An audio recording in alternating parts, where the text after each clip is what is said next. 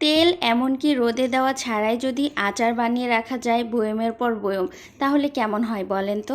এখন তো ভরপুর আমের সিজন। এখন আমের আচার বানিয়ে সারা বছরের জন্য সংরক্ষণ করে রাখতে পারেন খুব সহজে, ঝামেলা ছাড়াই। ওই তো বললাম, তেল এবং রোদে দেওয়ার ঝামেলা ছাড়াই, তাও আবার 5 মিনিটেই এই আমের আচারটা হয়ে যাবে। তো প্রথমে আমি 4টা আম নিয়েছি কাঁচা। এখানে কাঁচা আম ব্যবহার করতে হবে অবশ্যই, আর চেষ্টা করতে হবে শাঁসওয়ালা আম। এখন আমি আমগুলো খুব সুন্দর করে ছিলে নিয়েছি, দেখতেই পাচ্ছেন ছিলে নিয়েছি কিভাবে। এই আমগুলো এখন গোল গোল করে কেটে নিব। গোল করে কেটে নিলে দেখলে অনেক সুন্দর লাগে, আর অবশ্যই পাতলা করে কেটে নিতে হবে। আর চেষ্টা করতে হবে শাঁসযুক্ত আম, অর্থাৎ আটি হয়ে গেছে এরকম আম। এখন আমি প্রায় 1 কাপ মতো চিনি ব্যবহার করেছি। মিষ্টি যেমন খাবেন তেমন অনুযায়ী চিনিটা ব্যবহার করবেন, তবে এই আচারটা মিষ্টি জাতীয় আচার, তাই চিনির পরিমাণটা বাড়িয়ে দিতে হবে। এখন চিনি দিয়ে প্রায় 1 ঘন্টা মতো আমি রেস্টে রেখে দিব। 1 ঘন্টা পরে দেখতেই পাচ্ছেন চিনিটা গলে পানি হয়ে গেছে। এই পানিতে আমি এই আমের আচারটা বানিয়ে ফেলবো। কোনো রকম এক্সট্রা কোনো পানি ব্যবহার করিনি। চিনি থেকে যে পানিটা ছাড়িয়ে এসেছে ওইটা দিয়েই সম্পূর্ণ আচারটা করে ফেলবো।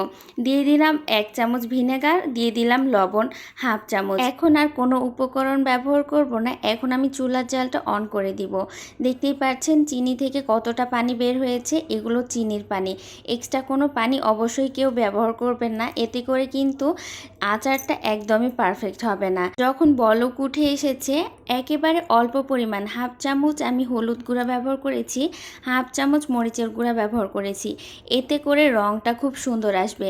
আর এই তো দেখতেই পাচ্ছেন আমি 2 হাতল দিয়ে বারবার অনবরত নেড়েচেড়ে দিচ্ছি, এখানে কোনো রকম চামচ ব্যবহার করিনি।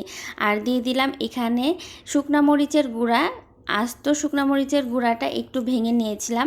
আর দিয়ে দিলাম 5 ফোড়নের গুঁড়া। এখানে আমি 5 ফোড়নের গুঁড়াটা খুব অল্প পরিমাণে ব্যবহার করেছি, এমনকি শুকনো মরিচের গুঁড়াটাও খুব অল্প পরিমাণে ব্যবহার করেছি। এই আচারে তেল মশলা নাই বললেই চলে। তখন আচারটা দেখতে ঠিক এরকম হবে, তখনই নামিয়ে ফেলতে হবে। খুব বেশিক্ষণ তখন জাল দেওয়া যাবে না, না হলে চিনির ক্যারামেলটা পুড়ে যাবে, এতে করে আচারটা তিতা লাগবে। তো দেখতেই পাচ্ছেন কালারটা ঠিক এরকম যখন হবে তখনই নামিয়ে নেবেন।